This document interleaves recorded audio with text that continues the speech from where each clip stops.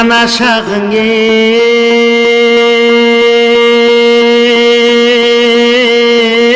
қиылды армандың айтам ырымды қайыңдың шағы қиылды қайғылың айтам ырымды түндігі түшіп теленін кереген уғу жығылды Бұлбұлдың сынып тақасы бұлбұлдың ғана тіліңе тыйылды Асылы сендей адамдың ача жал үшін тыйымды Көк асмандағы түнеріп көдөндің үніңе чыңырды Азасы қырғыз халқының аламға жетең ұғылды Өнірдің арбір қырғызған өзгөчөң елеңе жұғымды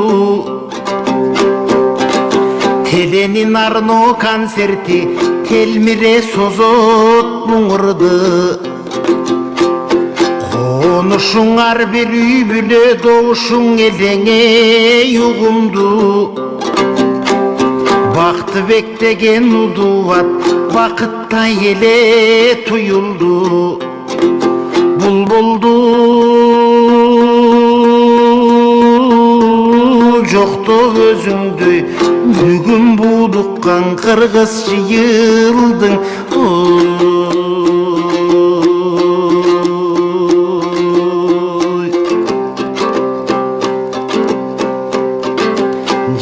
Жарығы ғана өштіңе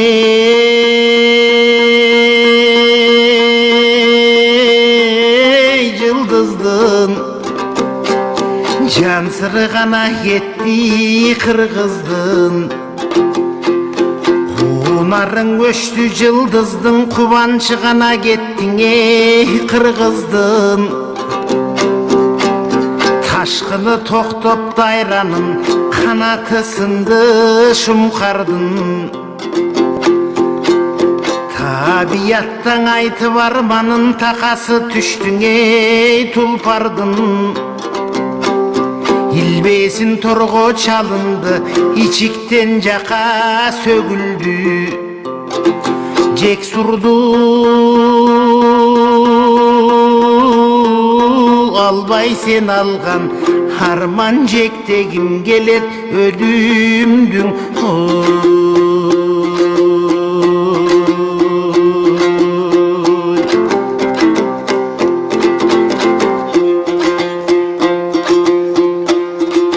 Туылған ғана жердіңе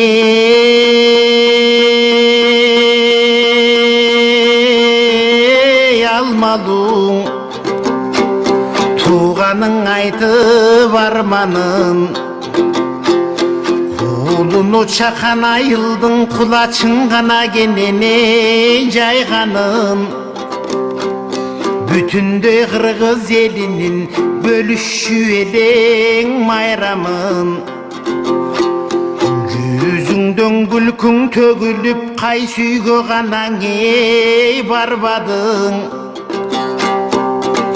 Ар үйден айтып құттығын тиген күн бодып жайнадың Бақыттың атың сияқту барына бірдей ой арнадың Чартарап сені күтчеле чалықтың бірок талбадың Ар жұмаң арно концерттен арусың ғана сөстіне арнадың Uzun жаш тілеп барына өзің неге барбадың Дөлеттің еме көрерді дораны бүтібей жайрадың Жалынды сендей өчіргін Аттың жашоның қара жалғанын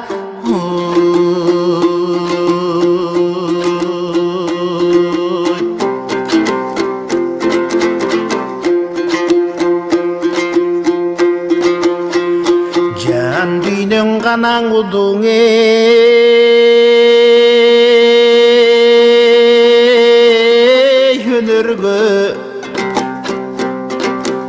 Ağam жақындығың бар еді, адамдан айырмаланып асылдығың бар еді. Аздек тұтқанар сөзді ақындығың бар еді.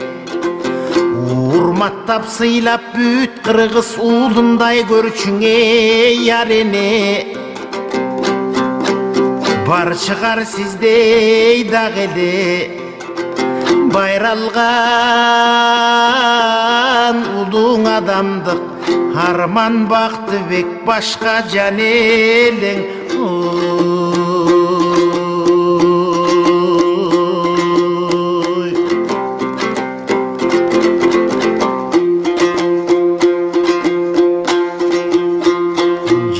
Төрінді ғанаң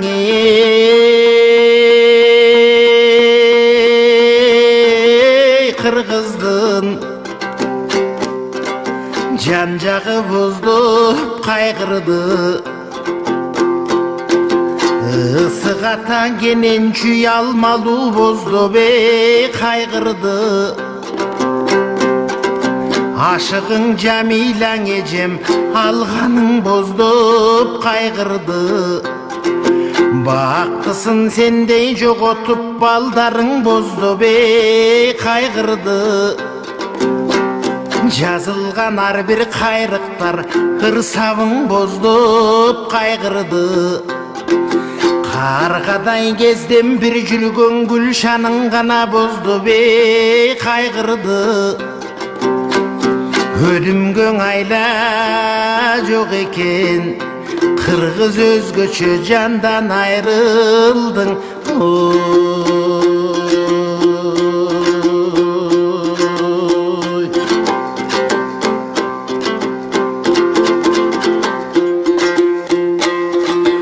Көрінгөлі қырғыздың шаңы елдеңе Бақтыбек. Улуттук телеканалдын бағы елең Бақтыбек. Сені көрсөң айыққандары елеңе Бақтыбек. Жалпы қырғыз елінің жана елең Бақтыбек. Қантип айтам ей қараң күн, сені қара жерге жатты деп.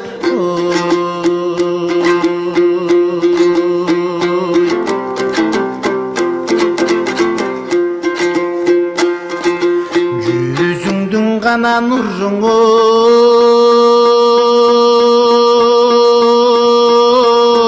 ой төгіліп, елдің жүрегінде жашайсың. Терүйсің қырғыз елінің түнегінде жашайсың. Өлбей тұрған қырғыздың өнерінде жашайсың. Көрген бір жандым барының ағам көдөнүндө жашайсың.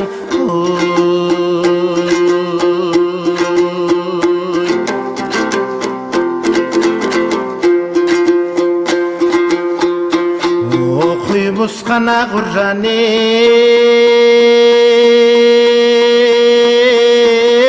багыштап,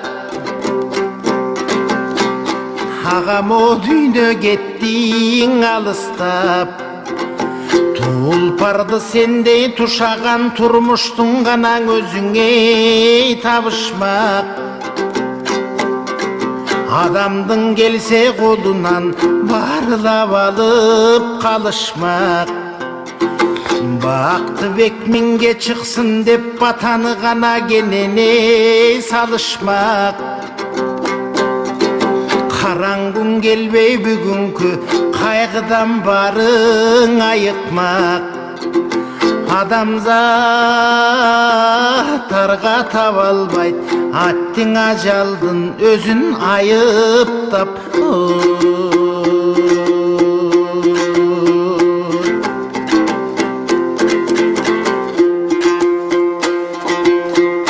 Бар элден ганаң үйдүн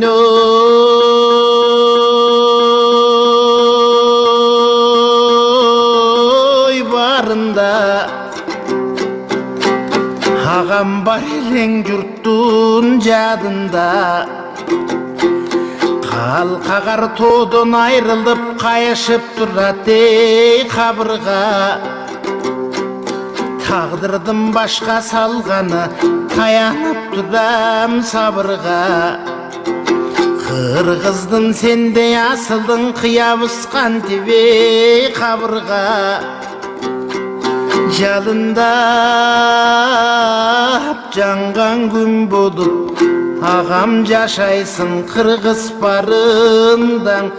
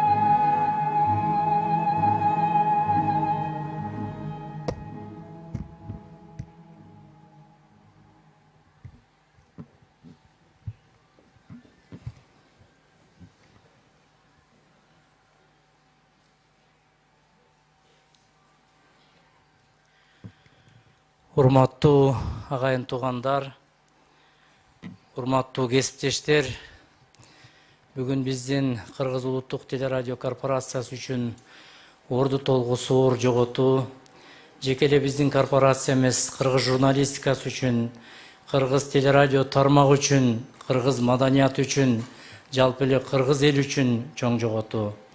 Анткени Бактыбек Мамытов деген ысым 50 жылдан бери кыргыз элине аттын кашкасындай таанымал тарап, Кыргызстандын элинин ар бир үй бүлөсүнүн бир мүчөсү болуп, көгүлтүр экран аркылуу Кыргызстандын элинин ар бирине бир тууган болуп, элдик болуп калган инсан эле. Бактыбек Мамытов ушул студияга 1975 жылы астанасын аттагандан тартып, өмүрүнүн акырына чейин телекөрсөтүүгө, радио уктурууга өмүрүн арнады. Ал ушул студиянын көркүн ачып турар эле. Бүгүн дагы ошо өзү өмүрүн, жарым кылым өмүрүн арнаган студияда акыркы көрсөтүүсүн алып барып жатат. Ал ошо өзүнүн өмүрүн арнаган студияда акыркы сапарга узап отурат. Бактыбек Мамытов Сары Өзөн чүйдүн Ысык Ата районунун Алмалуу айылында 1950 жылдын 3 мартында жарык дүйнөгө келген. 1976 жылы Кыргыз мамлекеттик университетинин кыргыз филологиясы факультетин бүтүргөн. 1975 жылдын март айында конкурстук негизде биздин кыргыз телекөрсөтүүсүнө дикторлук кызматка тандалып алынган. Ошол убактагы биздин телекөрсөтүү жана радио уктуруунун тарыхында эфирдин дээрлигин дикторлор алып барып, таңкы саат 7-ден түнкү саат 12-ге чейин радиодо, кечки саат 6-дан түнкү саат 12-ге чейин телекөрсөтүүдө Бактыбек Мамытов алып барбаган көрсөтүү, уктуруу калган эмес. Ал мурдагы мезгил программасы, Ала тоо программасынан тартып, коомдук саясий берүүлөрдү, адабий музыкалык берүүлөрдү ажарын ачып алып барган. Анын үнүнүн кооздугу, кайталангыс тембры, өзүнүн мүнөзүнө жараша назик өзүнүн үнү менен кыргыз элинин жүрөгүнөн түнөк таап алып барган көрсөтүүлөрү элдин сүймөнчүлүгүн арзыган. Бактыбек Мамытовдун келбети, анын турган турпаты телекөрсөтүү үчүн жаралгандай эле, анын үнү радио үчүн жаралгандай эле. Бактыбек байке канчалаган майрамдык салтанаттарды, майрамдык демонстрацияларды, кече концерттерди, марафондорду алып барды. Бул киши чарчадым, чалыктым дегенди билчү эмес. Бул киши мен чарчап турам, барбайм дегенди билчү эмес. Күнү күн болобу, түнү түн болобу, коллектив кайсы жерге жиберсе ошо жерге өзүнүн адамдык абийири менен бир кишиге жаман айтпай, бир кишиге жаман кыялын көргөзбөй, жибектей созулган мүнөзү менен 47 жыл биздин мекемеге кызмат кылып берди. Бактыбек Мамытов өзү ушул кесиптештердин арасында биз үчүн чоң туу туткан адамыбыз эле. Ушу эшиктен кирип жүргөндүн өзү эле биз үчүн сыймык эле. Бактыбек Мамытовду биз эле эмес, жалпы кыргыз эли көргөнүнө, ал киши менен жолугушканына кубанар эле. Бул киши төгөрөгү төп талант эле. Анткени өзү филологиялык билими болгондуктан текстти дагы мыкты жазып, кийин редактор да болуп жүрдү. Арноо концертин өзү даярдап, өзү алып барып жүрдү. Журналисттик жөндөмү дагы күчтүү эле. Кандай көрсөтүүдө Бактыбек байкени интервью алууга койсо, эч да калбастан, мүндүрүлбөстөн такшалган журналисттердей алып барып кетер эле. Андан сырткары бул киши акын дагы эле. Студент мезгилинен бери жазган ырларын жыйнап, өзүнүн 60 жылдык мааракесинде китеп кылып чыгарган. Бактыбек Мамытовдун сөздөрүнө биздин белгилүү оончулар оон чыгарып, алар ырчылар тарабынан ырдалып жүрөт. Бул киши өтө жөнөкөй адам эле. Мен муну кылып салдым, мен ушу телевиденияны түптөдүм деп бир да жолу үнүн катуу чыгарып сүйлөгөн эмес, бир да жолу доомат кылган эмес. Ушул кесибин сүйүп, ушул өзүнүн студиясын сүйүп жашады. Акыркы мезгилде ооруп жүргөндө ушу жерге келгенине канагат алар эле. Ушу жерден келип көрсөтүү алып баргандыгына канагат алар эле. Жыргап калдым, эс алып калдым дер эле. Бүгүн дагы ушул акыркы сапарга өзүнүн жакшы көргөн студиясын ичинен узаталы дедик. Бүгүн ушул Бактыбек байке жөнүндө эскерүүлөрүбүздү мына биздин улуттук телерадио берүү корпорациябыздын бардык каналдарынан түз эфирде жалпы калайыкка көрсөтүп атабыз. Бактыбек Мамытовдун эмгеги жогору бааланып, ал 1993 жылы Кыргыз Республикасынын эмгек сиңирген артисти деген наам алган. 2006 жылы даңк медалы менен сыйлаган, 2018 жылы Кыргыз Республикасынын эл артисти деген ардактуу наамга татыган. Кыргыз Республикасынын эл артисти, СССР телерадиосунун отличниги, даңк медалынын ээси Мамытов Бактыбек Камчыбековичти акыркы сапарга узатуу зыйнатын ачык деп жарыялаймын. Алгачкы сөздү Кыргыз Республикасынын президентинин атынан Кыргыз Республикасынын мамлекеттик катчысы Касманбетов Сүйүнбек Сапарбековичке берилет.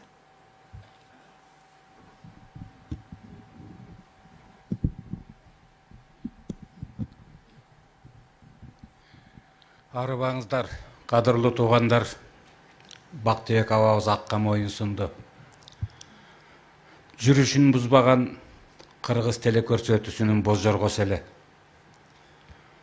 Сынын бузбаган Кыргыз телекөрсөтүүсүнүн мырзасы эле. Том соргонду билбеген, элди толкундатып сүйлөгөн адам эле. Кыргыздын бүлөсүндө 4 киши болсо 5-чиси Бактыбек абам эле. 6 киши болсо 7-чиси Бактыбек абам эле. өмүрүнүн аягына чейин ушул студиядан кыргыздын ар бир адамын куттуктап чыкты. Баласынын төрөлгөнү менен куттуктады, юбилейи менен куттуктады, тою менен куттуктады. Кайран киши. Кудай бу кишиге өнөрдү дагы, кесип көйлөктү дагы ченебей кош колдоп сунган экен. Бактыбек абабыздын сөздөрүнө жазылган канчалаган обондор аткарылып жүрөт. Ушул өзүнүн студиясынан узап атканды дагы, өмүрүн 50 жылын бир эле жерге арнагандыгы дагы бу кишинин ким экенин далилдеп турат. Кыргыз Республикасынын президенти Садыр Тургунчович Жапаров менин атымдан маркумдун үй бүлөсүнө, маркумдун кесиптештерине, маркумду жакшы көргөн Кыргызстандын элине чын дилинен кайгыруу менен көңүл айтуу сөзүн билдирет. Бактыбек аба, сизди эми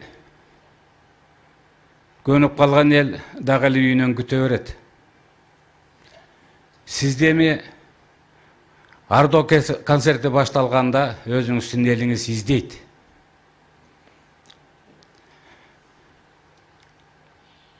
Жаткан жериңиз жайлуу, топурагыңыз торко болсун. Өрнөктүү өмүр сүрдүңүз. Асыл кеч адам элеңиз. Жараткан жакшылыгын аябай жаннаттан орун берсин. Кош болуңуз, Бактыбек ага. Сөз Кыргыз Республикасынын Жогорку Кеңешинин атынан Кыргыз Республикасынын Жогорку Кеңешинин депутаты Мирлан Самый кожого берилет.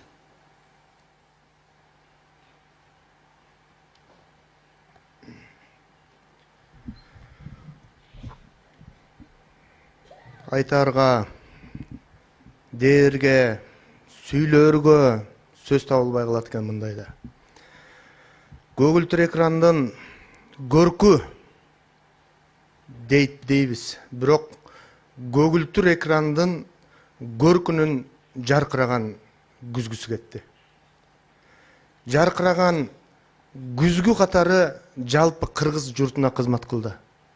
Бүгүн Бактыбек агайыбызды ушул жерде олтурган маданият өкүлдөрү, журналистикадагы чөйрө жана биз эл эмес, бүтүн кыргыз, бүтүн элеттеги энелер, аталар, агалар, эжелер жана кичинекей бөбөктөрдөн бери жоктоп турат. Анткени Бактыбек агайыбыз ар бир элеттеги жашоонун арасында болчу. Ар бир үйдө Бактыбек Мамытов жашачу. Ар бир үйдө Бактыбек Мамытов куттук айтчу. Ар бир жакшылыкка жаркыраган жүзү менен, күзгүдөй өңү менен, анан эң бир өзгөчө адамдык сапаты менен жаркыраган шамдай болуп жанып турчу. Бүгүн ошол шам өчтү. Бүгүн ошол жарык өчтү. Бактыбек агайыбыздын ырсаптарынын арасында ааламдын, айылымдын жарчысымын, атамдын илип кеткен камчысымын деген сабы бар. Бул эмне деген сап? Ушул сапты агайыбыз өзүнүн бейнесин тартып салган. Ушул сап ааламдын, айылдын, мүлдө кыргыздын жарчысы экендигинен кабар берет. Бактыбек агай, сиз өмүрүңүздү өрнөктүү, дөөлөттүү жана улуу адамдык касиет менен өткөрдүңүз. Айтматовдун сөзү бар деп айтабыз. Адамга эң кыйыны күн сайын адам болуу деп. Эгерде ушул жашоодо, ушул убакка чейин башканы билбейм, мен билгенден, мен көргөн адамдардан ким күн сайын адам болуп жашады десе, мен эч тайманбай жалгыз Бактыбек агайыбыз, Мамытов агайыбыз адам болуп жашады деп айтар элек. Ушул кыргыз телевидениясынын ичинде 1000 адам эмгектенсе, 1000дин бири болгон өзгөчө жан эле. Бактыбек агай, сиздин кыргыз журналистикасындагы, чыгармачылыктагы, ырларыңыздагы, басып өткөн жолуңуздагы, өмүрүңүздөгү өрнөктүү учурларыңыз ар бир кыргыздын жүрөгүндө, жана дагы сиз жөнүндө изилдей турган, сиз жөнүндө сүйлөй турган, сиз жөнүндө айта турган адамдар болсо, анда чоң бир кемеңгер сандык жатат. Ошол сандыкты кыргызга калтырып кетти. Ал сандыктын ичинде мөлтүрөгөн жакут бар. Чубалып чыга берген, биринин артынан бири, адамдык десе адамдык, асылдык десе асылдык, кесипкөйлүк десе кесипкөйлүк, өнөр десе өнөр дегиле бир укмуштуудай дүйнөнү өзүңүзгө батырып жүргөн адам болчусуз. Тактап айтканда, адамдын периштеси болчусуз. Кошуңуз Бактыбек агай, сиздин минтип мезгилсиз дүйнөдөн өтүп кетериңизге эч кимибиз ишене албай турабыз. Сиздин чыгармачылык кечеңизди өткөрсөк экен. Бактыбек агай, чыгармачылык кечеңизди өткөрбөйлүбү? Ырларыңыздын топтомун бизге бериңиз. Биз даярдайлы, кечеңизди өткөрөлү десек, ошондо дагы күлүп, жаркырап, мен ошол кечени өткөргөнгө татыктуумун дешилеңиз. Бирок бүгүн канчалаган ыры менен пыры аралашкан заманда сиз сыяктуу мөлтүрөгөн тамчыны таппай аткан адамдар сиздин жазган ырларыңызды тирүүңүздө өзүңүздүн көркөм окууңузда эмес, эми түбөлүк жүрөк текчесине салып окушат. Кошуңуз агай. Сөз филология илимдеринин доктору, профессор, академик Мусаев Сыртбай Жолдошевичке берилет.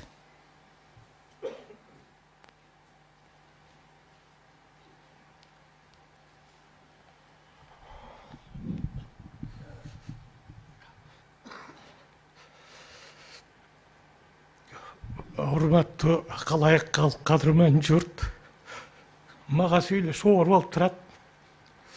Анткени мен Бактыбек менен 16 жашында тааныштым эле.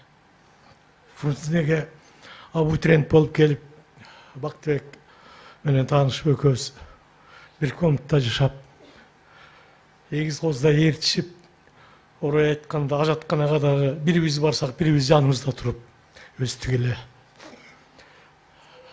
Мага бүгүн дүйнөң таралгандай сезилип атат.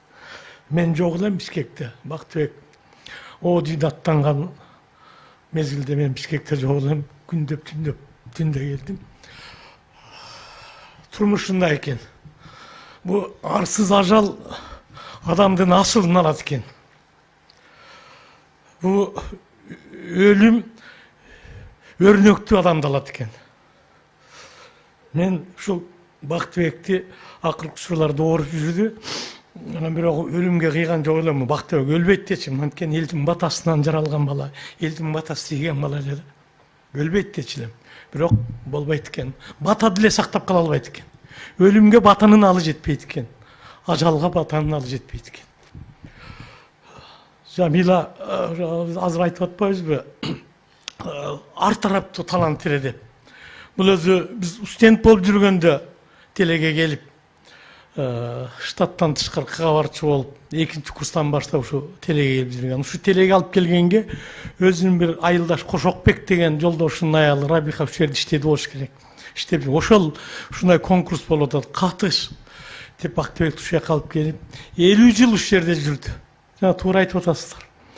Адамдын бир жерден гүлү додо болот деген ушул жерде жүрүп Бактыбек ушул кадыр баркка урмат сыйга ээ болду.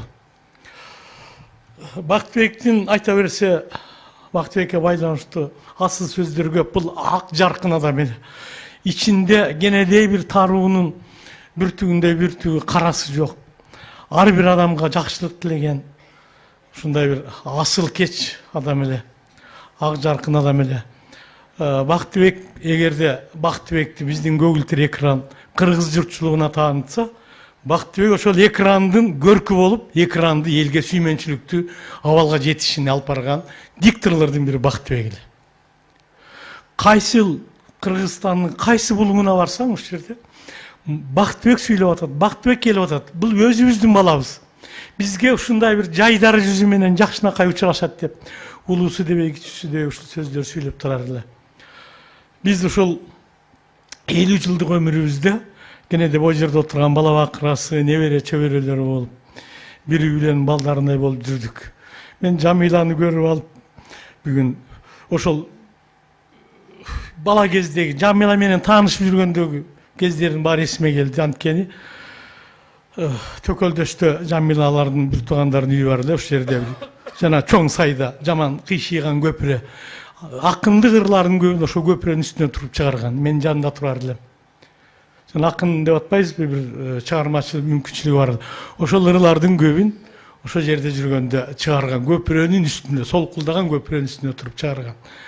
Анан бул өтө мындай жөнөкөй адам эле, жөнөкөйлүгүнөн ырын чыгарбай жүрүп, мына жакында эле 60 жылдыгында чыгарды, ага чейин сонун ырларды жазган. Мунун оору, узакка созулган оору бакеме ошол бала күнүнөн жабышкан экен. Мен экөөбүз жүргөндө ушу жүрөгү лакылдап турчу. Ушуну көрсөтчү мага, экөөбүз бир комнатада жаштык. Мына мен жүрөгүм начар, жүрөгүм жакшы эмес, жүрөгүм ооруйт деп жүрөгү лакылдап турганын көрсөтчү. Бирок эч кимге айткан эмес. Мага да айтчы, айтпай эч кимге деп. Мына ошол оору аягында алып тынды.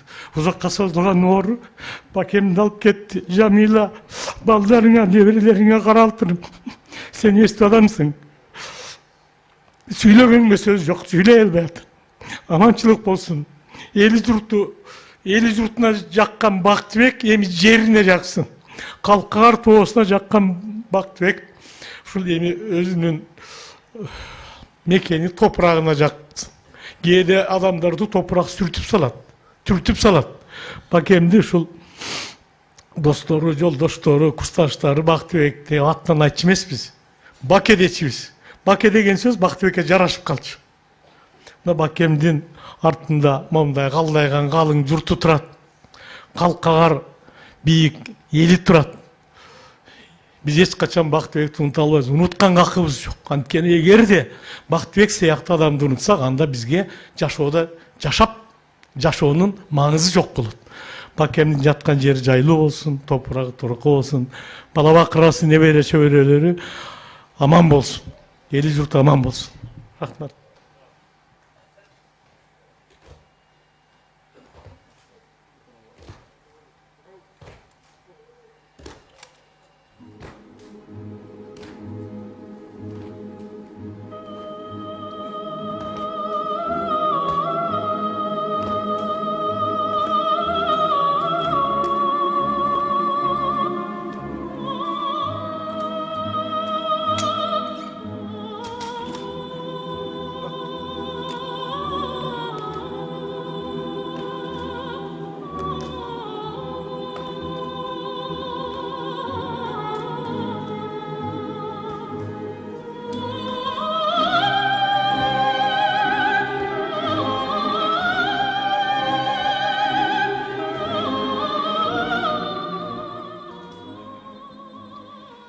Сөз Бактыбек агайыбыз менен ушул бир экранда биргештешип, элибиздин калың катмарына кеңири таанылган дикторлордун атынан көгүлтүр экрандын көркү Кыргыз Республикасынын эл артисти Тамара Бакиева Жаманбаевага берилет.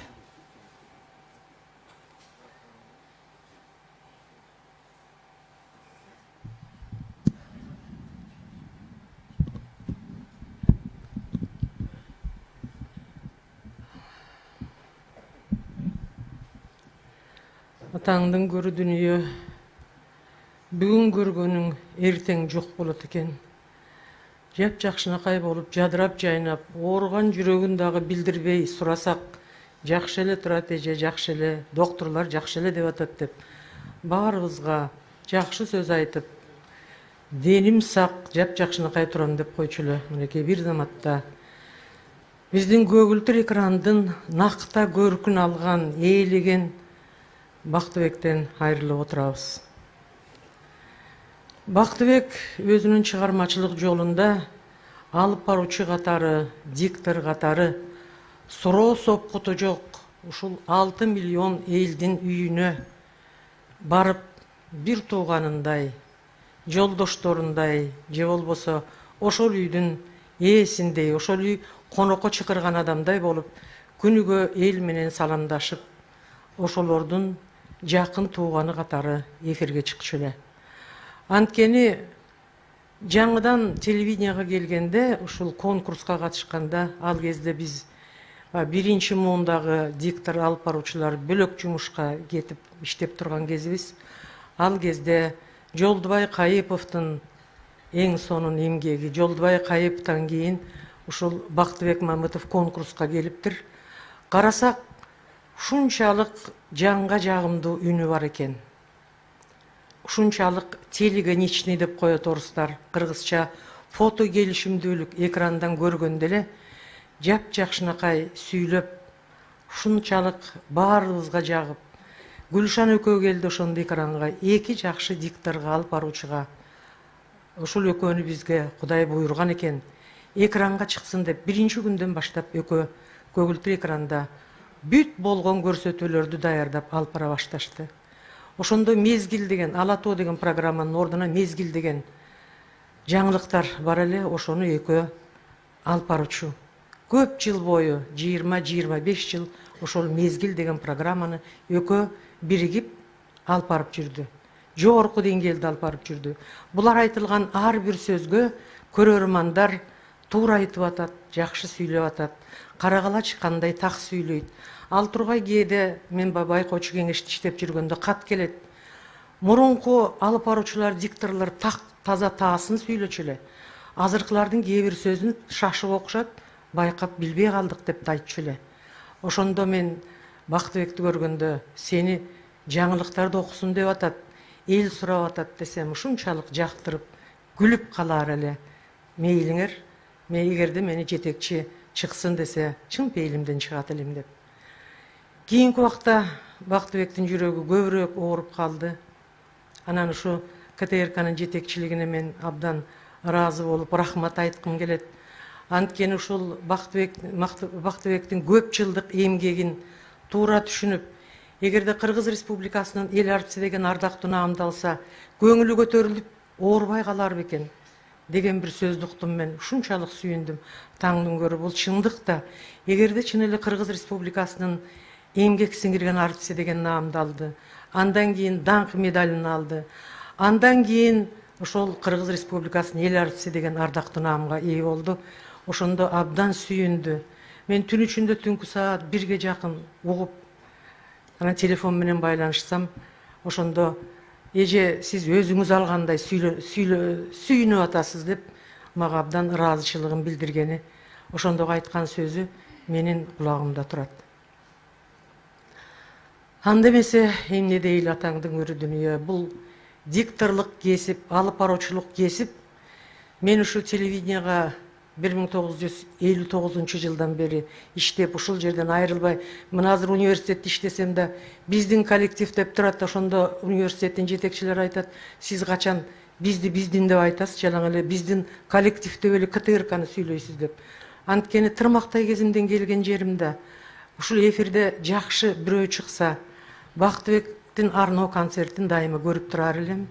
Анан мени көргөндө Бактыбек эки жума, 3 жума чыкпай калды. Каяка кетип калды? Бөлөк жака кетип калдыбы сезеңдүү? Бөлөк жумушка кирдиби деп ушинтип, мени көргөндөрдүн баары Бактыбекти дагы, Гүлшанды да дайыма өз үйүнө конокко күнүгө келген тууганы, таанышы катары абдан жакшы көрүшөр эле. Эмне дейли атаңдын өрү дүнүйө. Бактыбектей ордун баскан, мисалы үчүн Жолдубай кетти, Роза Рыскелдинова кетти. Алардын ордун басып, мына ошолордой карачы окуганын деп айткан дикторлорубуз бар, бирок аларга жетпейт. Таңдын көрү эмне дейли? Бактыбектин экинчи өмүрү эми башталат. Ошол экинчи өмүрүндө, чыгармачылык өмүрүндө Кыргыз радиосунун алтын фондусуна жазып окуткан чыгармаларды биз көбүрөөк берсек, телевиденияда биз иштегенде запись деген жок эле, камера деген жок эле. Бактыбек менен Гүлшандын иштеп турган убагында азыраак болсо дагы көчүп жүрүш телевизиондук станция иштеп атат. Бетакам эспи деген камералар иштеп атты. Ошол жазуулар, ошол көрсөтүүлөр даярдалган, булар алып барган концерттер, өкмөттүк деңгээлдеги концертти экөө абдан сонун алып барчу. Ошол концерттер ошолорду көбүрөөк берип, биз Бактыбектин экинчи өмүрүн унутпай, дайыма экрандан көрүп тургандай бололу. Эмне дейин сөзүмдүн акырында. Бактыбек Белеске жибиң бек байла, берээндин көбү ал жайда. Ошол берээндерге кошулуп, бейиштин төрүн тең жайла. Жаткан жериң жайлы болсун. Эмнени айтайын? Кош. Бактыбек.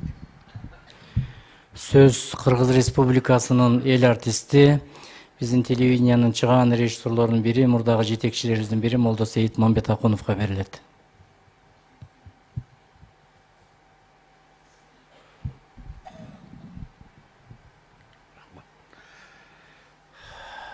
Арман дүйнө деген ушул экен.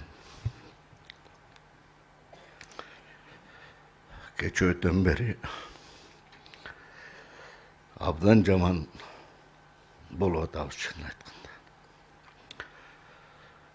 Бактыбек экөөбүз ушул студияда кесиптеш болдук, курдаш болдук, сырдаш болдук. Көп көрсөтүүлөрдү ал алып барды, мен режиссерлук кылдым. Раматлык бир дагы өмүр бою чогуу иштешип жүргөндө көңүлүмдү ооруткан жок. Бейшеке деп турчу, мен бакыбай дечүмүн. Кандай кылалы деп кеңешип, анан кийин көрсөтүүлөр даярдадык. Мына ушундай көрсөтүүлөрдү биз 9 кайрык деген чоң көрсөтүүнү даярдадык. Облустардын баарына чыктык, баарына кыдырдык. Ыргесе деген чоң передачалар даярдадык, эл менен чогуу. Бардык чактарды кырып чогуу жүрдүк. Сайры комуз дегенди даярдадык. Жана башка чоң көрсөтүүлөр даярдадык. Ушуларды даярдап аткандагы эл менен болгон карым катнашы, сүйлөө манералары, анан ошолорго болгон мамилеси укмуштай болчу да. Алар режиссерду унутуп кайып, баары Бактыбек Мамытов келиптир деп эле ошонун артынан ээрчип калчу. Мен айтчумай, Бакыбай элге бирдеме деп койчу, мени укпай атат. Десем анан байкуш, ай ал мындай түшүнсөңөр, бул режиссер деп ошентип айтар эле байкуш. Менден ылдый төмөн түшчү. Эл өйдө көтөрүп атса дагы, мына ушундай касиети бар эле. Ал эми площадьта алып барып аткан передачалары, площадьта, аянтта алып барып атканда үнү кандай шаңдуу чыгар эле. Ким алып барып атат деп аянтта отурган кишилер сурамжылар эле. Муну ким алып барып атат, я депчи. Анан Бактыбек азамат экен деп калар эле. Же болбосо филармонияда концерт, мына Тамара Оксен абдан жакшы айтты. Молдоева менен Алсейитова менен алып баратын концерттери эми укмуш болчу да. Жаркылдатып филармониянын көркүн ачып койчу. Разы болуп кетчү эл. Ата сонун алып барышы деп. Акыркы жолу ушу телевидениянын 50 жылдык маракесинде концерт алып барды, дикторлор менен чогуу. Ошонун ичинде жылдыз болуп турду. Жылдыз болуп турду Бакыбай. Элдин баары Бактыбек сүйлөгөн сайын шатыратып кол чабатты. Мына өнөр, мына талант, мына профессионал деген ушул экенин көрсөттү өзүнөсү. Мына ушундай жигит эле. Эми мен ал жөнүндө мындан 1 жыл мурун бир фильм тарттым. Анан звонить еттим, Бакыбай, сен жөнүндө бир фильм тартайын деп атам, кандай дейсиң десем, эмне эсиңе келдиңби деди. Анан жок, жөн эле, эмне түшүңө кирдимби деди. Тамаша кылып сүйлөчү да жакшы. Анан жок, Бакы, жөн эле эриктим дедим. Десем айтты, эгерде сен мен каалагандай тартсаң тарт деди.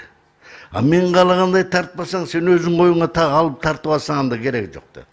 Сен билем ашыкча мактайсың деди. Анан мен айттым, сен каалагандай тартайын дедим. Анан экөөбүз сүйлөштүк. Ошондо биринчи айтты, мен деди, эли жеримди сагындым Бейшеке деди. Кичимекенimди сагындым деди. Ошо Алмалуудан баштайлы деди. Алмалууга бардык. Анан айтты, бирдерден кадр алсам айтты, бул кадрың жапыс болуп атат. Мен айылымды дөңдөн көргүм келди деди. Эми режиссер болуп калган адам дөсү дагы. Анан дөңгө чыктык, укмуштай панорама. Анан айтты, ушул жерден көп кинолор тартылган Бейшеке dedi. Менин айылым фотогеничный экен dedi. Көп кинолор ушул айылдан тартылган. Мени да ушул айылдын бир фонунда түшүп койгон, кандай дейсиң dedi. Анан эмне кылып түшөсүң? Бул жерде диктирилген стол жок болсо, камера жок болсо десем айтты. Мен dedi кичинекей кезимде чалгы чапчымын dedi. Жумуш кылчумун. Алып кел мен чалгы чаап берейин. Сага деп сюжетти айтып берип атат. Анан ошентип экөөбүз чалгы чаптырып жана сюжетти тарттык. Анан жайлоого алып бармен dedi, жайлоого алып бардык. Ошол жерде жээндери бар экен, алар менен кымыз ишип ушул жерде dedi 1 жыл Бейшеке могу аккан суу, шараккан суунун боюнда ушу сүт ичип жатып 1 жыл жаттым. Ушу жээндерим мага ушундай шарт түшүп берди. Жакшы болуп калдым. Кудай шүгүр, жүрөгүм жакшы dedi. Табият менен ушу сүт жардам берерин биринчи көрүп атам dedi. Ана айтты, сен де орлы болып жүресің, жерге жатсаңшы, мен айтып берейін. Бұларға дайындап қойын сен деді. Байқұс шыны ниетімен айтты да. Ошентип ал жерден тарттық. Балалық кезін ойнаған айылын тарттық. Ушундай кубанды да. Анан акырында айтты, мен сени үй бүлө менен тааныштырайын. Бир чай ичели, көп жылдан бери иштедик эле, чайды ичелеп үстүндө чогуу отуруп үй бүлө менен да. Анан дачасы бар экен. Ошо дачасын алып барды. Жамила бала бакырасы менен бизди күтүп турган экен. Ошол жерден тарттык, тарткандан кийин айттым, могу кыздарды, кичинекей кыздарды көбүрөөк тартчы. Бейшеке айтып койчу операторго, ушулар чоңойгондо тоюна сени чакырам. Ошондо айтам, ушу байкеңер силерди кичинекей кезинде тарткан деп ошол кыздарын, балдарын, неберелерин тарттырып атат өзүнүн мурундагы. Анан келиндерин, балдарын тааныштырып, ушундай бир сонун бир айдай ушундай жүрдүк да. Анан мен эстесем, көрсө байкуш ошондо эли жери менен, ошондо айылы менен коштошкон экен.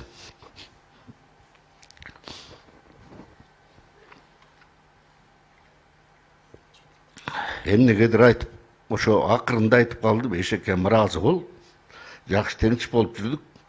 Сага берчү акчам деле жок, деди. Акыңа dedi. Бирок сен ыраазы бол dedi. Мен айттым, бакы кой ушул, уят эмеспи ушул. Десем, дегеле айттым да деп койду. Көрсө байкуш, баарыбыз менен коштошуп аттыр.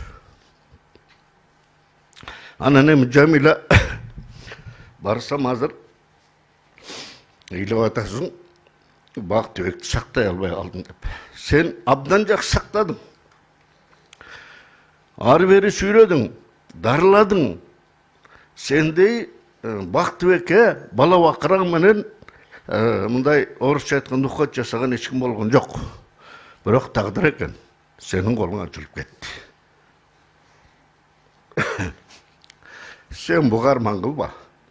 Жаткан жери жайлуу, топурагы торко болсун. Сөз Кыргыз Республикасынын эмгек сиңирген артисти, белгилүү диктор Аваз Чекеевке берилет.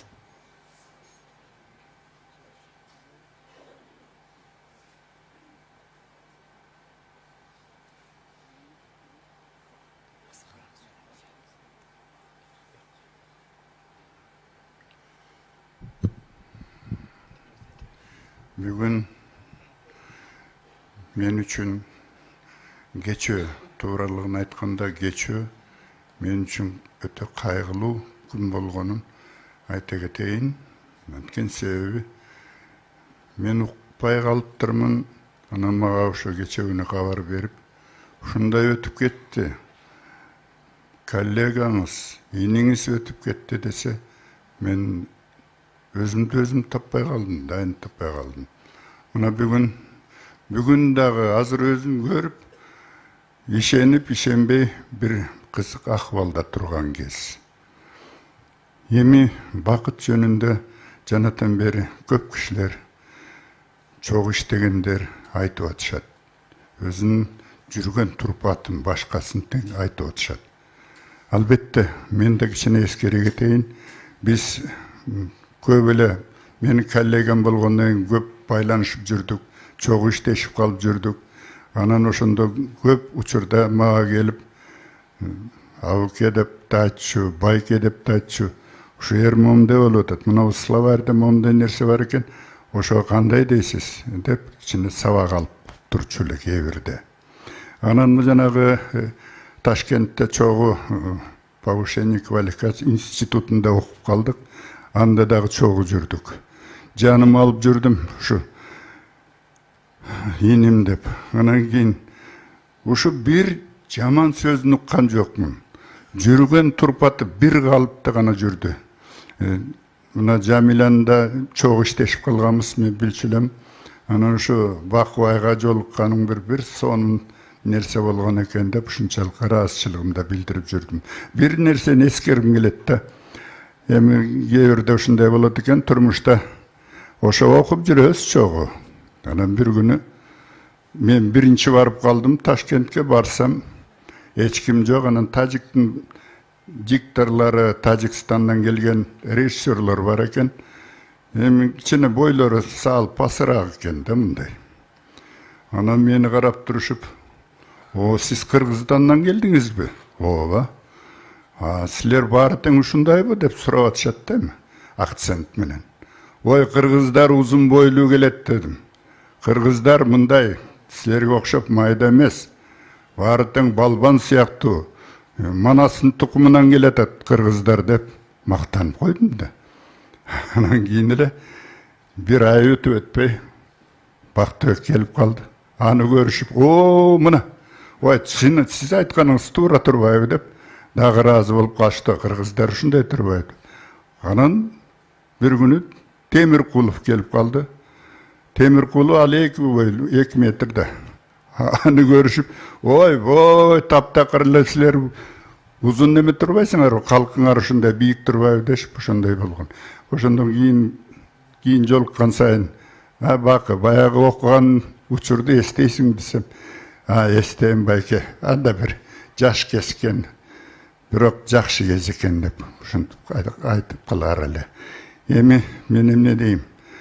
Эми Кыргызстаныбыз, радио телевидениябыз чоң жоготууга учурады. Ошо жоготуунун аркасында ким? Бактыбек Мамытов. Бакыт, жана айткандай, ар бир үйгө кирип, ар бир телевиденияден ошол экрандан көрүнүп турчу, баарына тең салам айтып турчу Гүлшан экөө. Мен дагы ушунчалык ыраазычылыгын билдирип, көргөн сайын ушунчалык ыраазы болчумун. "Ай Бакубайым, эл менен учурашып жүрөсүң" деп. Эми бүгүн баарыбыз коштошуп атабыз. Эмне дейли? Жаткан жериң жайлуу, топурагың торко болсун. Иман саламат болсун.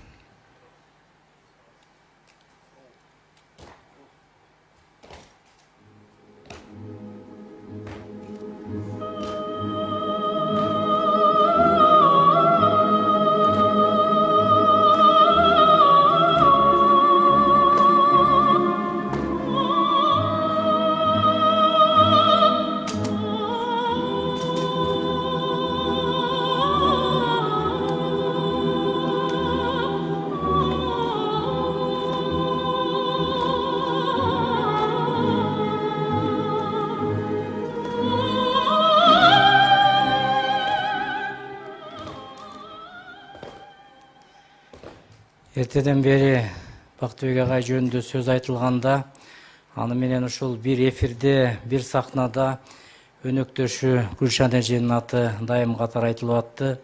Азыркы сөздү ушу Бактыбек Мамытовдун эң жакын кесиптеши, Кыргыз Республикасынын эл артисти, белгилүү диктор Гүлшан Молдоевага беребиз.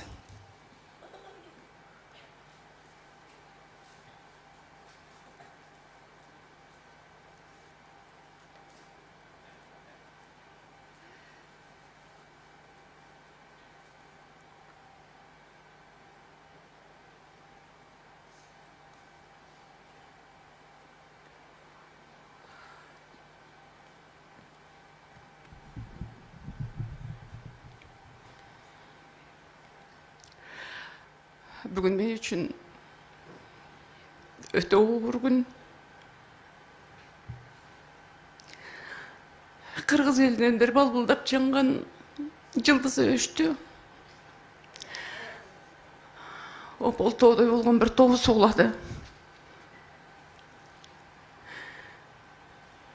Ой, баке, қандай жан елең, төгірі күтіп келген. Өң десе өңі бар, үн десе үні бар, бой десе бойы бар. элине жаркыраган жылдыздуу ажарын чачып турган акылдуу жан эле. Ооба, Бактыбек экөөбүз 44 жыл бир кесипте, бир жолдо үзөңгүлүш иштештик. Бакенин ар бир жүргөнү, турганы, сүйлөгөнү, кылган мамилеси дайыма жүрөгүмдө сакталат. Мен эле эмес, бүт кыргыз элинин жүрөгүндө сакталат. Кыргыз эл жашап турганда Бактыбек Мамытовдун аты эч качан өчпөйт деп мен ишенемин. Бактыбек экөөбүз ошо 44 жыл ичинде не деген гана көрсөтүүлөрдү алып барбадык, не деген гана салтанаттарды алып барбадык, фестивалдарды алып бардык. Көрсөтүүнүн дээрлик 90% ошо биздин мойнубузда эле. Жогоруда Кайрат Олжубаевич айткандай, бир жолдагы чарпылып, серпилип, чарчадым, чалыктым дебей, жумушка ушу майрамдагыдай келчү. Ана майрамдык программаларды алып барганда, ошо майрамга майрам кошуп, шаңга шаң кошуп, анан окуп бүткөндөн кийин кадимкидей ар жака отуруп, кадимкидей энергия кетет экен, канча энергиябызды берип атабыз, кадимкидей чарчанып калат экенбиз деп калчу. Ооба. Жүрөктөн өткөн нерсе гана жүрөккө жетет эмеспи? Бактыбек байке жүрөгү менен иштечү. Ошол ооруп аткан жүрөгү кадимкидей ошол учурда толкунданып, анан кийин өзүмдү жакшы сезип калам дечү. Көрсө, Бактыбек байке ошол кийинчерээк союз кулаган учурда башка иштерге көп чакырышты. Байлык дүниөнүн аркасынан кууган жок. Жан дүйнөсүн ошо микрофонго арнады. Ошо микрофон анан сүйгөн иши Бактыбек байкени көп жерден сактап жүрдү деп ойлойм. Себеби көп айтчу. Ушу жүрөгүм мени түймө жетет го деп. Анан Баке эң эле бир жакшынакай бир элдин баары сизди сүйүп, көрүүчүлөрүңүз сизди күтүп атса, жүрөгүңүздү эч качан айтпаңыз, жүрөгүңүз оорубайт сиздин деп койсом, ооба ошол чын экен деп. Анан аттың дүйнө. Адамгерчилиги кандай жогору адам эле. Улуу кичүүгө баарына бирдей мамиле кылып, ушунчалык бирөөнүн көңүлүн калтырбаганга аракет кылчу. Анан кээде тамашалап койчубуз. Ой, Баке, сенде кичинекей бир жиниң барбы же жокпу? Тигинтип койбойсузбу, муну минтип койбойсузбу десек, күлүп коюп, жок, өзү түшүнөт. Кийин сөзсүз өзү түшүнөт дечү. Чын эле ошондой болчу. Бакенин алдында кечирим сурап келгендер көп болчу.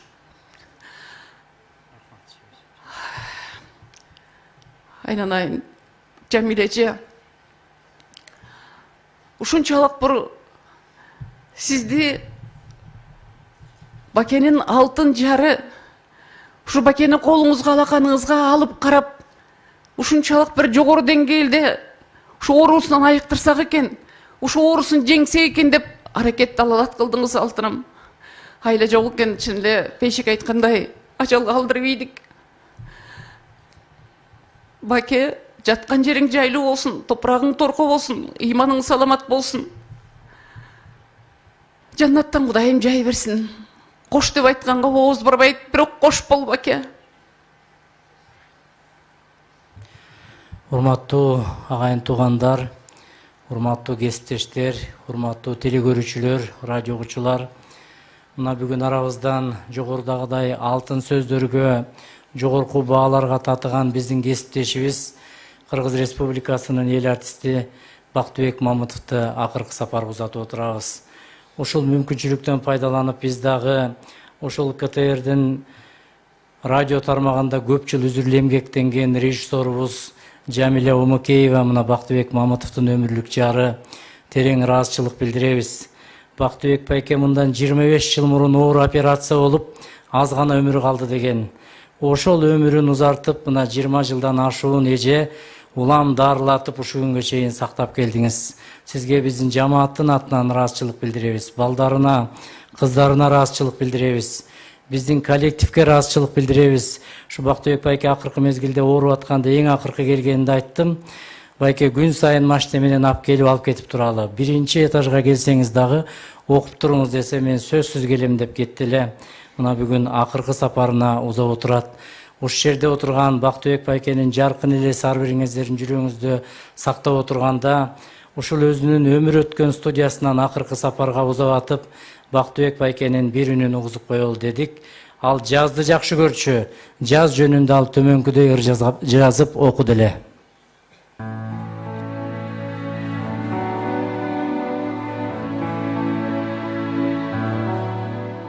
Мен жаздын баласымын. Канча жаз кайгап келди, ал бирок бөлөк арман. Жаратып боор этинен жаз мени төрөп алган.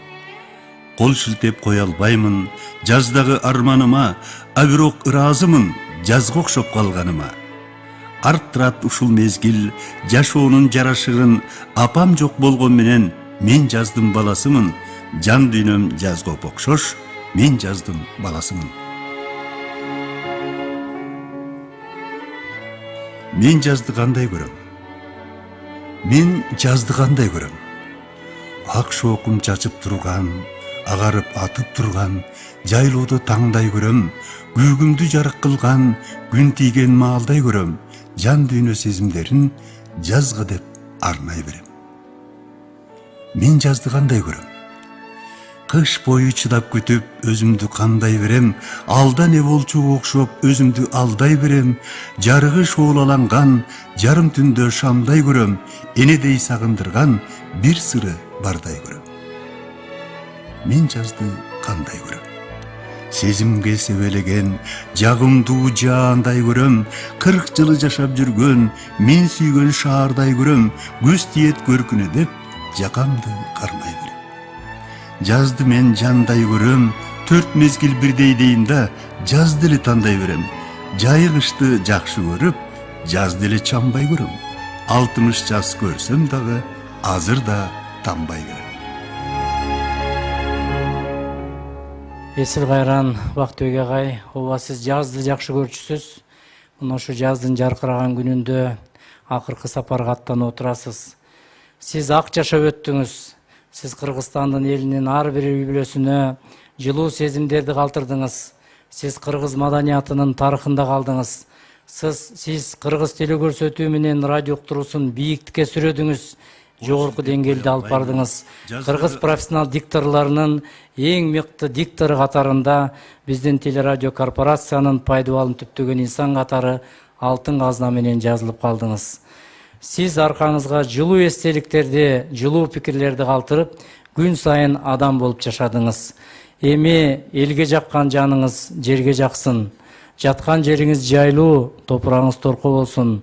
Биз кесиптештериңиз, эл журтуңуз, агайын туугандарыңыз сизди эч убакыт унутпайбыз. Дайыма жүрөгүбүздө сактайбыз. Ушуну менен Кыргыз Республикасынын эл артисти, СССР телерадиосунун отличниги, атактуу диктор, даңк медалынын ээси Мамытов Бактыбек Камчыбековичти акыркы сапарга узатуу зыйнатын жабык деп жарыялаймын. Урматтуу келген меймандар, азыр ушу бардыңыздар биздин телестудиянын алдындагы эшикке чыгып берсеңиздер, Бактыбек агайыбыздын сөөгүн ушу аскердик кароолдун коштоосунда акыркы сапарга узатып алалы.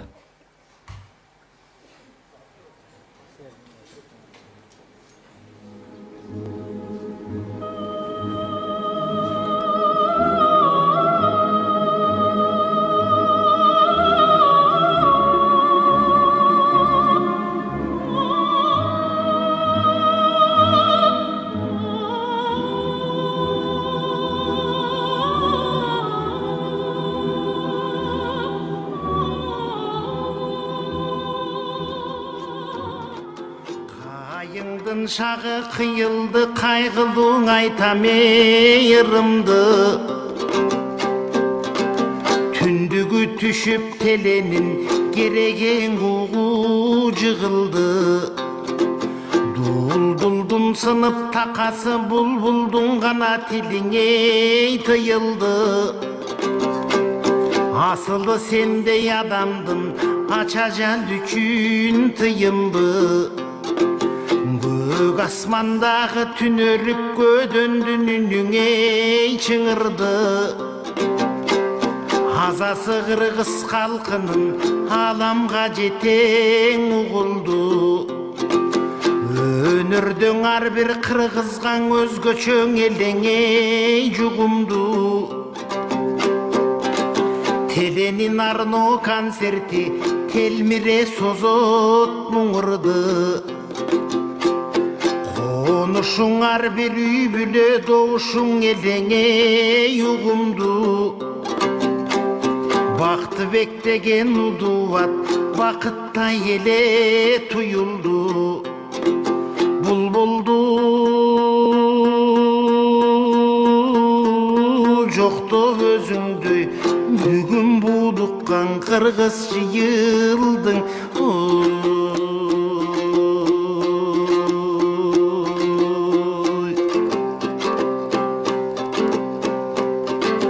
Жарыгы канаң өштүңе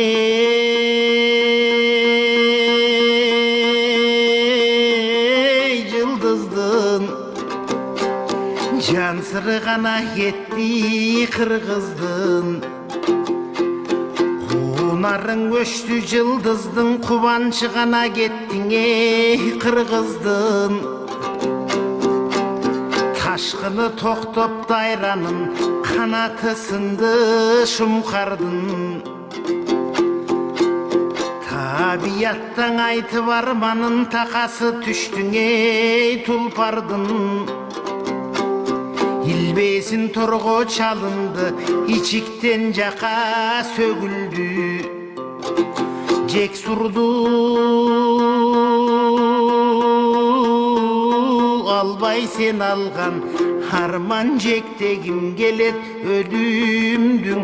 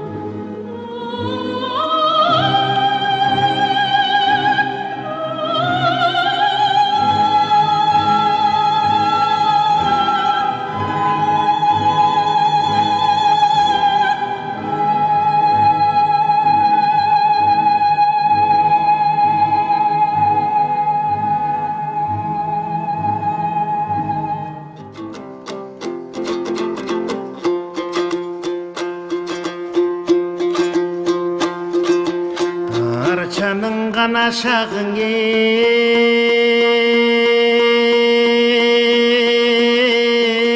қиылды армандуң айтам ырымды қайыңдың шағы қиылды қайғылуң айтам ырымды түндігі түшіп теленін кереген уғу жығылды Бұлбұлдың сынып тақасы бұлбұлдың ғана тіліңе тыйылды Асылы сендей адамдың ача жан үшін тыйымды Көк асмандағы түнеріп көдөндің үніңе чыңырды Азасы қырғыз халқының аламға жетең ұғылды Өнердің әрбір қырғызған өзгөчөң елеңе жұғымды Теленин арно концерти телмире созот мұңырды Қонышың әрбір үй бүле доушың елеңе юғымды Бақты бектеген ұдуат бақытта еле тұйылды Бұлбұлды жоқты өзіңді бүгін будыққан қырғыз жиылдың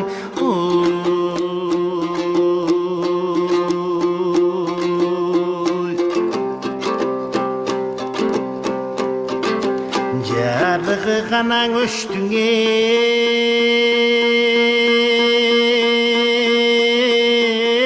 жылдыздың жан сыры ғана кетті қырғыздың Қунарың өшті жылдыздың қубаншы ғана кеттіңе қырғыздың Ташқыны тоқтоп дайранын қанаты сынды шумқардың Табияттан айтып арманын тақасы түштіңе тұлпардың Илбесін торғо чалынды ичиктен жақа сөгілді Жек сұрды албай сен алған арман жектегім келет өлімдің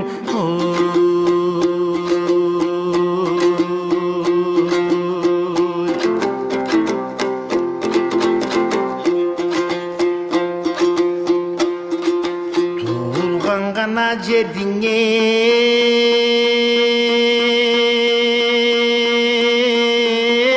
алмалың Туғаның айтып арманын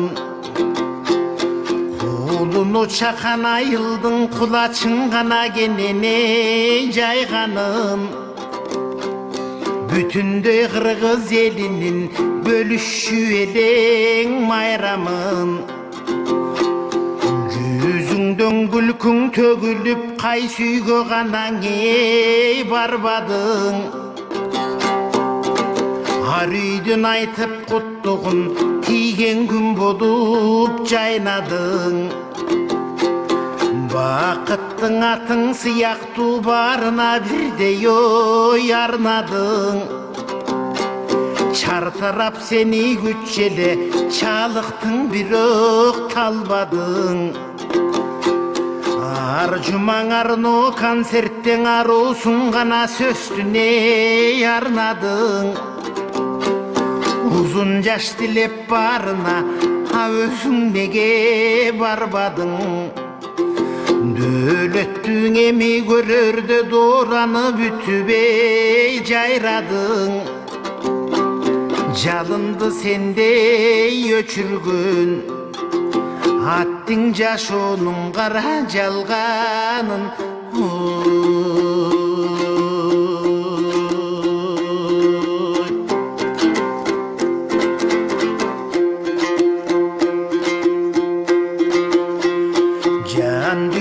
Kanang udunge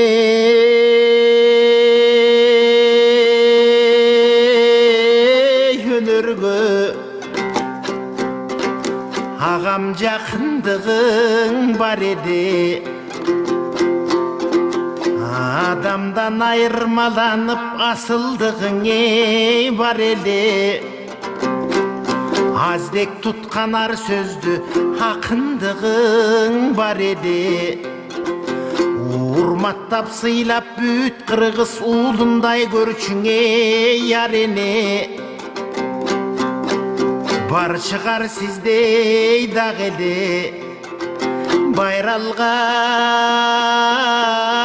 улуң адамдык арман бактыбек башка жан элең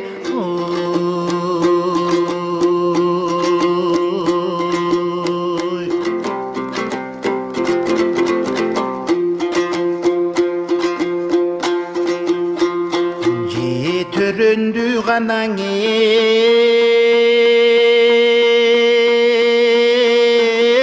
Kırgızdın Can-jağı buzdup kaygırdı Isık atan genen çüy almalı bozdu be kaygırdı Aşığın Camilan ecem alganın bozdup kaygırdı Baktısın sendey jogotup baldarın bozdu be kaygırdı Жазылған ар bir кайрыктар кырсабың бозdup kaygırdı Каргадай кезден bir жүргөн Гүлшаның гана бозду be kaygırdı Ölümgön ayla yok eken Kırgız özgöçü candan ayrıldın Oy.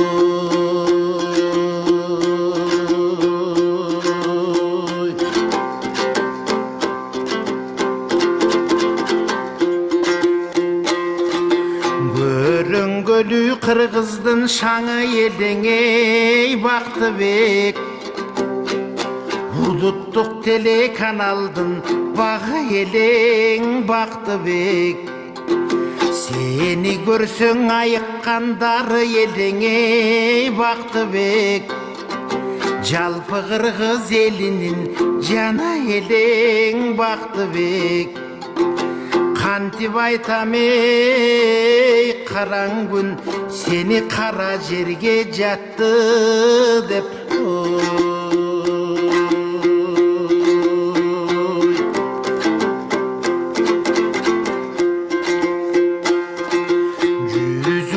Gana nurun oy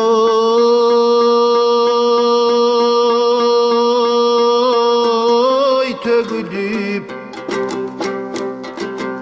Eldin жүрөгүндө жашайсың Тирүүсүң Кыргыз элинин түнөгүндө жашайсың Өлбөй турган Кыргыздын өнөрүндө жашайсың Көргөн bir жандын барынын агам көдөнүндө жашайсың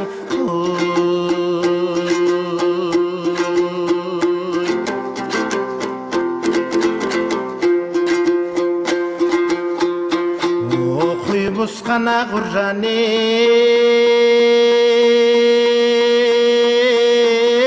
багыштап Agam o düýnө kettiň alystap Tulpardy sendey tuşagan turmuştuň gana özüňe tabışmak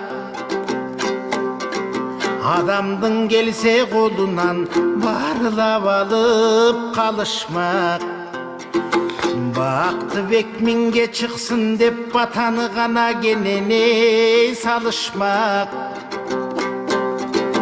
Karangın gelbey bugünkü kaygıdan barın ayıkmak Adamzatlarga tabalbayt Attin ajaldın özün ayıptap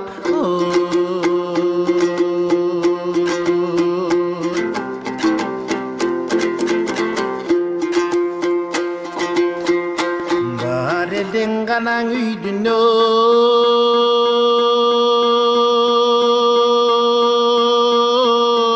ой барында агам бар элең журттун жадында калкагар тоодон айрылып кайышып турат эй кабырга тагдырдын башка салганы таянып турам сабырга кыргыздын сендей асылдың кыябыз кантип эй кабырга жалындап жанган күн болуп агам жашайсың кыргыз барындаң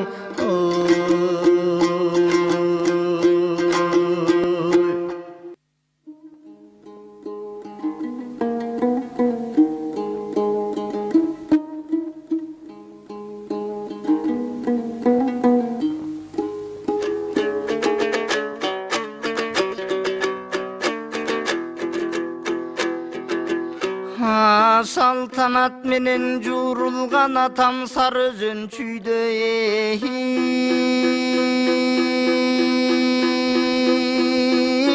туулган ар бир кезде теледен аргенде үнүң угулган көдөнүндө көргөндүн атам көрөңгө болуп куюлган жоругу менен добушу жолдобай болуп туюлган бактысын элге калтырып арман күн бактыбекке кеттиң ой турумдан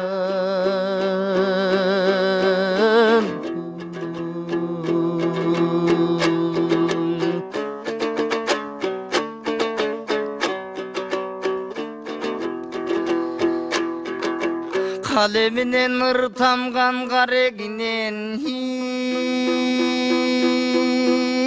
нур тамган калеминен ыр тамган карегинен нур тамган адамдык ташып жүзүнө айдай жүздөн нур жанган аз күндүк ушул өмүрдө жыйыптыр сөздөн ырлардан жакшы жан экен атабыз жанчылган сайын чыйралган жакшыга турак боло албайт ой бир күнү жалп этип учат бул жалган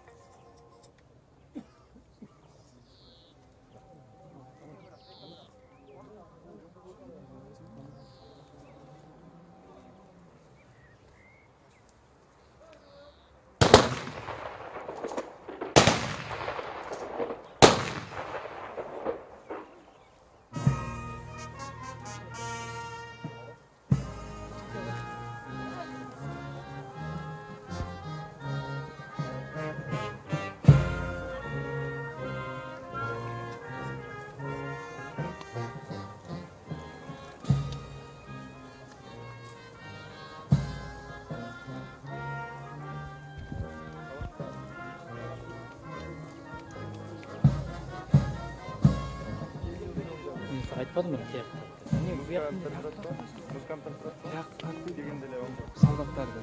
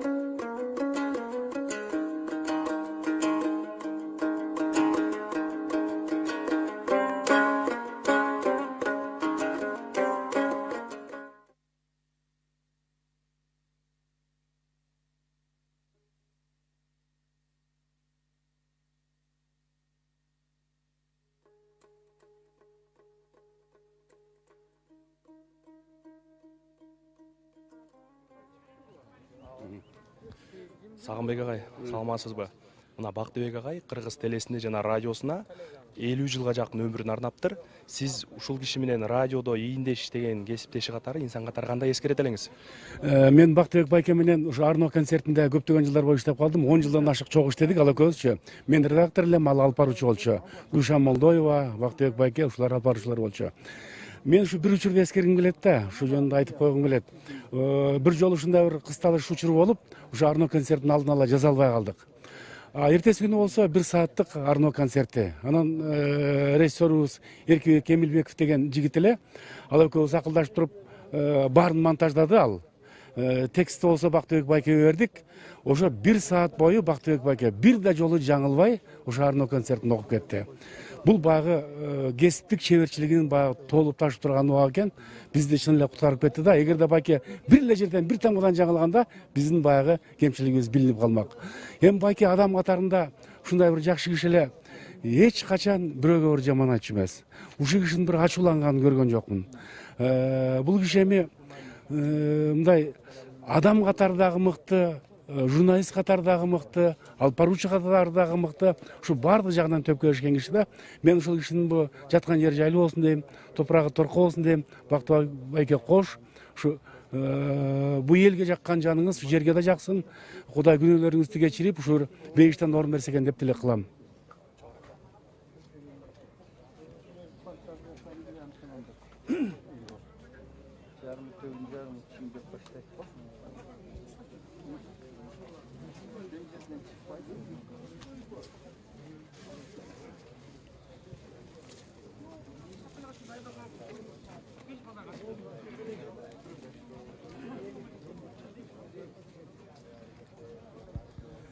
Кыргызбай Арапаевич, мынакей Кыргыз телеси, Кыргыз радиосу орду толгусу оор жоготууга учурап отурат. Албетте бул кишинин ушул дүйнөдөн өткөнү жалпы журт үчүн өтө, телегөрүүчүлөр үчүн өтө оор жоготуу. Анан бул кишини сиз кесиптеши катары сиз дагы мынакей айрым бир мамлекеттик деңгээлдеги, республикалык деңгээлдеги иш-чараларды алып барып жүрөсүз. Анан бул кишини мындай бир кесиптик чеберчилигин кандай эскерете элеңиз? Мен Бактыбек байкени чын айтканда жакындан билип калдым. Анткени учурунда бир мезгилде Арно концертти чогуу алып барып калдык. Ошондон бери Бактыбек байке менен мен тыгыз жакшы агыны болуп байланыш болуп жүрдүк. Андан сырткары көп мындай филармонияда же болбосо башка чоң жерде концерттик программалар өткөрүүдө дагы чогуу иш алып барып жүрдүк. Албетте биринчи Бактыбек байкенин бул адамдык касиети эң бийик болчу. Эч кимге алмаштыргыс, эч кимге окшобогон, өзүнчө бир мындай кандай десем аксөөктүк, ушунчалык профессионал, диктор катары жакшы адам болчу да. Мына бүгүн абдан жакшы сөздөрдү айтты Бактыбек байке жөнүбүздө. Ошондуктан мен Бактыбек байкенин ушул өтүп кеткен абдан өкүнүп атам. Чын айтканда бул киши баштаганда урматтуу редакция деп жазылат ушул катта. Бүгүнкү куттуктоо мынанча паланча жердеги юбилей өткөрүп жаткан паланча өткүнчөнү куттуктайбыз деп агалары, энелери деп баары ушул өзүнүн голосу менен айтып отурчу. Ошондуктан ар бир үйдө азыр Бактыбек байкенди эскерип күтүп атат. Айла жок. Ушул Арно концертинин эң бир мыкты алып баруучусу, ошо Арно концертинин мына визиткасы болгон Бактыбек байке арабыздан кетип отурат. Жаткан жери жайлуу болсун, топурасы торко болсун. Жамиле же мен ошо жеңеме чоң рахмат айтат элем. Канча жылдан бери ушу Бактыбек байкемди бакты. Жаткан жери жайлуу болсун. Иса Шейшенкулович, Бактыбек агайды, Маматовду сиз замандашы катары кандай эскерете элеңиз? Эми бир сөз менен айтууга сөз жетпейт. Замандашынан мурун биз жердешпиз. Кошуна айылдык, бир мектепте окуп, бир жерде өскөнбүз деп айтсам болот. Эми Бактыбек байкенин басып өткөн жолу баарыбызга өрнөктүү. Тем более жакындарына, балдарына, айылдаштарына өзүнүн маданияттуулугу жөнүндө, ишмердүүлүгү жөнүндө, кесипкөйлүгү жөнүндө бүгүн жакшы сөздөр айтылды. Албетте биз сыймыктанабыз байкебиз менен. Мындан ары дагы мен ойлойм, ушу байкенин жолун жолдогон, таалимин алган, тарбиясын алган далай жаштар чыгат деп ойлойм, бизден эле айылдан эмес, республикадан. Ал эми өзүнүн ишмердүүлүгү болсо, өзүнүн кызматка алган мамилеси, эми ар бир Кыргызстанда үй бүлө таанып, өзүнүн үй бүлөнүн мүчөсү катары илгертен бери билип келген, жасаган иштери, өзүнүн ушул адамкерчилиги, улууга кичиге жасаган, бирөөгө өйдө карабаган, ушундай өтө назик адам эле. Албетте элеси калат жүрөгүбүздө сөзсүз. Жаткан жери жайлуу, топурга торко болсун.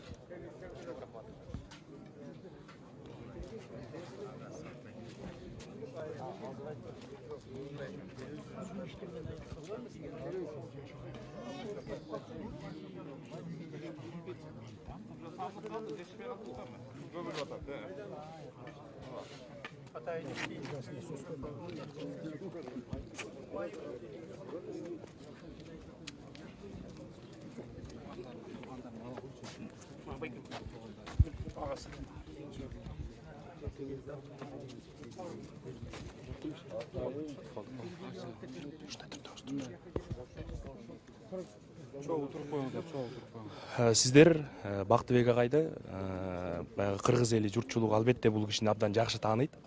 Тааныбаган бир дагы ушул кыргыз жаран жок болуш керек. Анын ичинде сиздер ушул жердеши катары, тууганы катары өзүңүздөрдүн ушул уулуңуздары дейбизби, кандай эскерете элеңиздер? Ал кишинин бала чагы, анан кийинки өмүрү чыгармачылыгы тууралуу эскерүүңүздөр. Эми калайык журт мына бүгүн ушул абдан кыйын күнү болуп атат. Ушу Бактыбек менин иним болот. экөөбүз чогуу өстүк, менден 1 жаш кичүү. Анан кийин бала кезде чогуу жүрдүк, чогуу ойноп жүрдүк. Анан кийин бүгүн ушул жоготуп отурабыз. Анан айтып кетерим, ушул Бактыбек кичинекей кезинде эле ушундай эмгекчил эле. Анан кийин өздөрү эле айтканынан кайтпаган. Айтып кетерим, ушул 10-классты бүткөндөн кийин Бактыбек ушу филологический факультетти 6 жыл тапшырды окууга. 6 жыл тапшырды, өтпөй жүрүп. Мен 4-жылы, ал 6-жылы барып анан айтты, Бактыбек, бийил өтсөк өттүк, өтпөсөк барбай эле коелук, элге уят болбой деп. Ошондо экөө 71-жылы окуп өтүп кеттик. Анан кийин ал филологический мен Серкозинскийде окуп калдым. Анан эмне айтайын, ушул Бактыбек бир тууганыбыз, мен бир тууган иним болуп калат. Ушундай элибизде абдан сыйлуу жигит эле. Жанагы бир чейин кесиптештер айтып кетпедиби? Такыр ушул жаман айткан эмес. Балдарына дагы, туугандарына дагы ар дайым келгенде сыйлап турчу элек. Анан кийин дагы ушул мен чогуу жүрүп көп деле байкап турмун. Ушу жакында эле сурап калдым, Бактыбек, сен жанагы эмени алып барганда ушул көп сөздөрдү айтасың, жанагы жамакта айтып атпайбы жанагы? Кыздар жөнүндө болсо кызга аксакал болуп, аксакал ушунун баарын ким жазып берет десем, ким жазбак элем, баарын өзүм жазам дейт. Анан ошондон таң калдым, ушунун баарын тең ушул канча жылдан бери ушул ушунча ырды жазганыначы. Анан кийин китептерди жыйнактары чыкты. Анын баарын окуп жана айткан сөзүн уктуңар, кандай ырлар жүрөктө кала турган. Эми ушул кичинекейинде эле бул ооруп жүргөн. Аскерге барбай калган, эмне болду десем, ушул комиссиядан өтпөй калдым деп. Кысыл жүрүп деп койчубуз, анан эми биз маалымет деле берүүчү эмес экенбиз. Көрсө ошондой эле ооруп турду. Анан аягында ушул оору ушундай бүгүнкү күнгө алып келип отурат. Айтарым, ушу жаткан жери жайлуу болсун, топурагы торко болсун. Калган үй бүлөсү, бала бакырасы аман эсен болсун. Бактыбектин элеси дайыма биздин жүрөгүбүздө сакталып жүрө берет. Мен Бактыбектин классташы болом. Экөөбүз 1-класстан 8-класска чогуу окуганбыз. Айылыбызда мектеп жок, 10-класс жок болгондуктан кийин кой таштан бүтүп калды. Бирок биз бала кезде чогуу ойноп, чогуу жүргөн балдарданбыз. Ошол бала кезде эле бул чыгармачылыкка ниети болгон бала болчу. Окуучулук кезде ошо кечинде чогулуп алып алманын ичине кирип алып, алмалы деп жүрөт, бирок алмалы деген айылда, алмалы. Ошонун ичинде чогулуп алып, бактын ичинде алмалды. Ошо ыры окуп берчү бизге. Кээде манастан жүзүндө айтып берчү, ошондой эме болчу да. Ошо бала кезинде чыгармачылыкка. Бүгүн жана кесиптештер менен биякта эмгегин угуп алып, аябай биз кубандык. Биздин ошо алмалыдагы жана кыргыз элине атагы чыгып, элдин баары эметкен биз чоң кубанычтабыз. Элибиз менен алмалы эл, жалпы кыргыз эли Бактыбекке таазим кылабыз. Дайым эсибизде болот. Жаткан жери болсун, топурагы торко болсун. Бисмиллахиррахманиррахим. Бүгүн кыргыз эли, 7 тубан кыргыз эли бийик акшумкар шаңшыган, бүркүт учкан ала тоонун аскасы кулады. Бактыбек кудам. Кыргызда эң ыйык адамдардын бири куда сөөк болот. Ушул кудам эл үчүн кызмат кылды, мамлекет үчүн кызмат кылды. Бирок өтө жөнөкөй жупуну тарыхта кала турган инсан. Куда сөөк болуп жүрүп көп жерлерде болдук. Ушунчалык адамкерчилиги, ыйыктыгы, кыргыздын салт санаасын улаган чоң азамат болчу. Мен аны бир тарыхка байланыштыргым келет. Улуу согуш жүрүп атканда Левитандын үнү дүйнөнү жаңыртып турган. Азыр кыргыз 7 тубанды жакшылыкка, сүйүнчүлүккө, кубанычка алып келген ушул кудам болчу. Өмүрлүү болсун. Жаткан жерлүү, жайлуу, топурагы торко болсун.